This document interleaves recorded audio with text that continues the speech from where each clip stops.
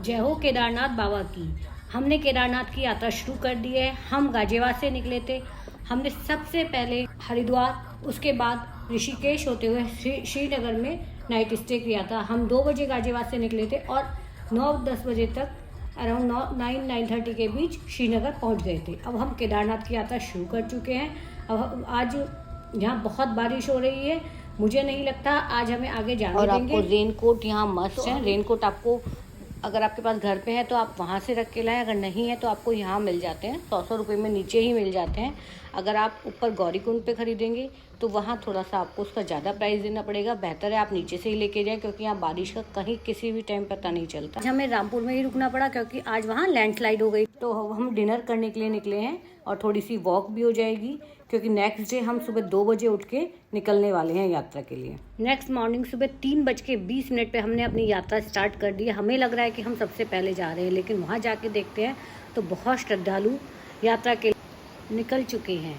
ये सुबह 4:09 का टाइम है। रुद्रप्रयाग ऊखीमठ, देखिए गंगा का कितना सुंदर प्रवाह है। ये मेरे साथ चलने वाले तीनों मेरे सहयात्री हैं। जब भी मैं वीडियो ऑन करती हूँ तो इन लोगों को प्रॉब्लम होने लगती है। जैकेट, कैप, ग्लव्स आपके पास सब कुछ होना चाहिए, क्योंकि यहाँ मौसम का कुछ भी नहीं पता चलता है। हम लोग सोनप्रयाग से गौरीकुंड तक 4 किलोमीटर का रास्ता है जो पैदल चल के कवर कर रहे हैं। आज गाड़ी नहीं चल रही क्योंकि कल एक पत्थर गिरने से ड्राइवर का एक्सीडेंट हो गया था। तो हमें ये 4 किलोमीटर का रास्ता पैदल ही चल के कवर करना पड़ेगा। मैंने आपको बताया था कि हम रामपुर में रुके हुए हैं। रामपुर से सोनप्रयाग तक गाड़ी चली। आप जहाँ भी अपना स्टे करेंगे, जहाँ भी अपना होटल लेंगे, वहाँ से आपको सोनप्रयाग तक आप अपनी गाड़ी से आ सकते हैं, लेकिन उसके आगे गाड़ी नहीं आने देते हैं। उसके बाद आपको शटल सेवा मिलती है। 50 रुपये पर सवारी में वो आपको गौरीकुंड तक पहुँचा देते हैं। उसके बाद आप पैदल यात्रा करते हैं या घोड़े से करते हैं, या अगर आप घोड़े से चढ़ाई सेलेक्ट करते हैं तो 2950 रुपये चढ़ाई का फिक्स प्राइस है। गवर्नमेंट की रसीद कटती है और उतराई का 1950 रुपये। तो आपके लगभग एक मेंबर पे 5000 रुपये खर्च होते हैं। हमें शटल सेवा नहीं मिली तो दोस्तों हमें 5 किलोमीटर ये भी पैदल चलना पड़ गया। मैं तो 3-3.5 किलोमीटर चली। उसके बाद मुझे घोड़ा मिल गया। मैंने अपने लिए घोड़ा कर लिया, क्योंकि मुझसे नहीं हो रही थी चढ़ाई। मेरी चढ़ाई में सांस फूलती है। अगर आप लोग कर सकते हैं तो आप करना। भगवान करे आपको शटल सेवा जरूर मिले। अब ये 5 किलोमीटर का सफ़र पूरा हो गया है। हमने सबने घोड़े कर लिए हैं, क्योंकि 14-15 किलोमीटर की बहुत खड़ी चढ़ाई है और 5 किलोमीटर हम लोगों को पहले ही चलना पड़ गया है। तो हमने अपनी यात्रा घोड़े से कर। आप केदारनाथ का रजिस्ट्रेशन ऑनलाइन करा सकते हैं। ऑनलाइन करा के वो आपके मोबाइल पे आ जाएगा। जब आप वहाँ पहुँचेंगे तो वो आपके मोबाइल से चेक करेंगे। आप अपने आधार कार्ड भी अपने साथ रख लें, क्योंकि कहीं भी जिससे आपको कोई प्रॉब्लम क्रिएट नहीं है। देखिए यात्रा शुरू हो गई है।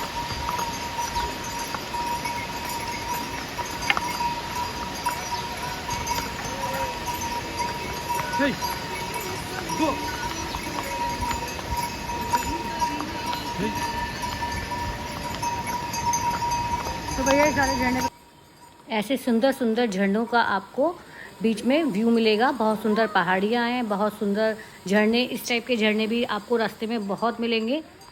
और घोड़े पे भी दोस्तों यात्रा करना कोई इतना इजी नहीं है। 4 घंटे घोड़े से भी लग जाते हैं। अगर आप पैदल करेंगे तो 8-9 घंटे लगेंगे चढ़ाई करने में। उतराई हो सकता है आप जल्दी कर लें, वो सबकी अपनी कैपेसिटी होती है। लेकिन चढ़ाई में तो 8-9-10 भी लग सकते हैं, क्योंकि एकदम खड़ी चढ़ाई है। और घोड़े वाले भी बीच में एक बार आपको रुकवाते हैं। आप वहीं पर अपना खाना खा सकते हैं। हमें जहाँ भी घोड़े वाले ने रुकवाया था, हमने वहीं अपना ज़्यादा टाइम वेस्ट नहीं किया। वहीं हमने पराठे बहुत अच्छे मिल रहे थे और मैगी, दोनों ही बिल्कुल साफ़ थे, पराठे और मैगी। और उसके साथ चाय हमने ली। 15 से 20 मिनट हमने वहाँ लगाए, मुश्किल से आधा घंटा फ्रेश होके फिर हम घोड़े वालों के साथ फिर दोबारा से चल दिए। केदारनाथ धाम में दोस्तों प्रकृति की ऐसी सुंदरता बिखरी हुई है, जिसे आप देख के आपका मन मोह लेगी। चारों तरफ पहाड़ियाँ, इतनी सुंदर बर्फ़ की ढकी हुई पहाड़ियाँ। अभी तो हम गर्मियों में आए हैं, तब भी हमें बर्फ़ के पहाड़ दूर से देखने को मिल रहे थे। अगर आप सर्दियों में आएंगे, सितंबर के मौसम में आते हैं, अक्टूबर में आते हैं, तो आपको और भी ज़्यादा पहाड़ियाँ नज़र आएंगी। बहुत सुंदर वातावरण है। थोड़ा सा रिस्की तो है, क्योंकि एक तरफ खाई है, तो घोड़े वाले भी थोड़ा रफली चलाते हैं और पैदल वालों को तो वो कुछ समझते ही नहीं है। अपने हिसाब से अपने रास्ते से वो चलते चले जाते हैं। मैंने ज़्यादा से ज़्यादा कोशिश करी मैं पूरे रास्ते ओम नमः शिवाय का जाप करती रहूं और आगे बढ़ती रहूं, जिससे मुझे पूरा रास्ता पता भी नहीं चला।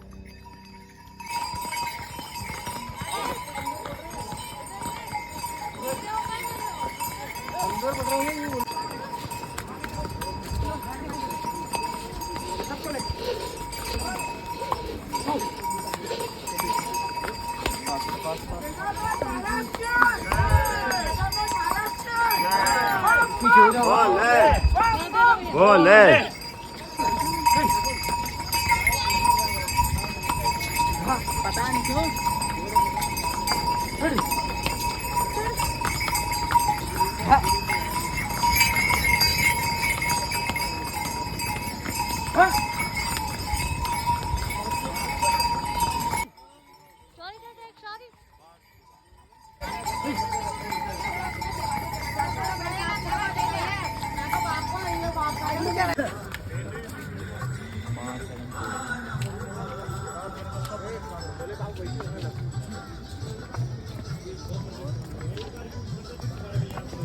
शकल नहीं दिखाऊं। अब हमने घोड़े छोड़ दिए। देखिए कितना सुंदर नज़ारा है ये केदारनाथ की धरती पे। अब हम पहुंच चुके हैं। यहाँ से भी दोस्तों आधा किलोमीटर 1 किलोमीटर की चढ़ाई है जो आपको पैदल ही चल के जाना है। यहाँ आके ऐसा लग रहा है अगर धरती पे कहीं स्वर्ग है तो यही है और कहीं नहीं है। देखिए कितना सुंदर नज़ारा है। मतलब आँखों को बंद करने का मन नहीं कर रहा है, आँखों को झपकने का भी मन नहीं कर रहा है। और यहाँ देखिए, यहाँ आके एक बार हमने जो रजिस्ट्रेशन ऑनलाइन कराया था, ये हमारी एक बार चेकिंग होती है। हमने अपने मोबाइल में रखा हुआ था। इस तरीके से ये हमारी सारी चेकिंग करते हैं कि मतलब जो हमने रजिस्ट्रेशन कराया था कि हमारे सबकी रजिस्ट्रेशन हुआ है, और हमें एक एक पर्ची दे देते हैं। दोस्तों ये वही शिला है जब 2013 में भयंकर प्रलय आई थी तो ये शिला तस्से मच भी नहीं हुई थी। तो देखिए हम पहुंच गए एकदम केदारनाथ की धरती पे। केदारनाथ के मंदिर के सामने हम आ चुके हैं। ये देखिए बम बम भोले, बम बम भोले।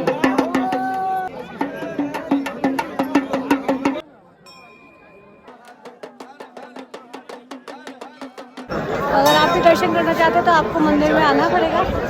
यहाँ तक की यात्रा मैंने आपको करा दी है। ओम नमः शिवाय। हाथों से दान दक्षिणा करना पड़ता है। हमारे बहुत अच्छे दर्शन हुए हैं। मंदिर में अंदर कैमरा ले जाना अलाउ नहीं है, इसलिए मैंने नहीं दिखाया। मंदिर के बराबर में ही एक इधर छोटा सा शिव मंदिर और बना हुआ है, उसके मैं आपको ज़रूर दर्शन कराऊंगी। वहाँ भी कैमरा अलाउ नहीं है, लेकिन बस मेरा चला। ये भक्त ऐसे हैं, लग रहा है आज ही सारी मनोकामनाएं नंदी जी से पूरी करवाएंगे।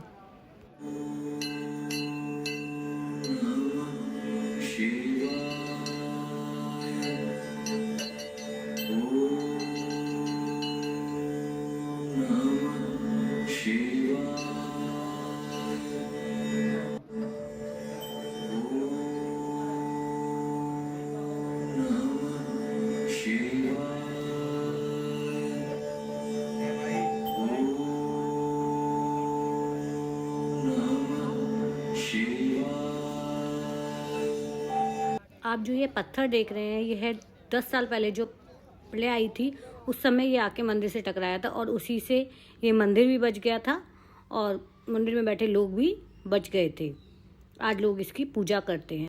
इसे भीमशिला के नाम से जाना जाता है। जैसे ही हम दर्शन करके चले, बारिश शुरू हो गई।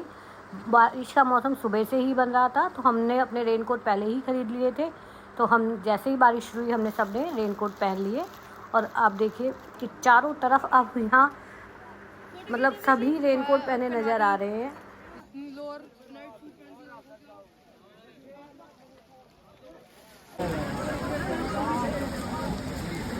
सॉरी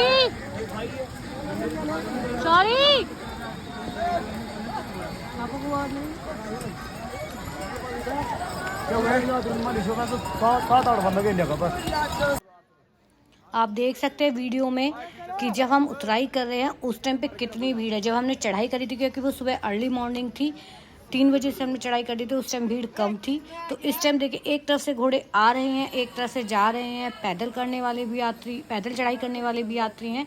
तो मतलब पैदल चलने वालों को तो घोड़े वाले ढंग से चलने ही नहीं देते हैं, इतनी टक्कर मारते हैं। तो बहुत ध्यान रखना पड़ता है। रास्ता भी बहुत ज़्यादा स्लिपरी हो जाता है और संकरी भी कहीं कहीं जगह तो बहुत संकरी है।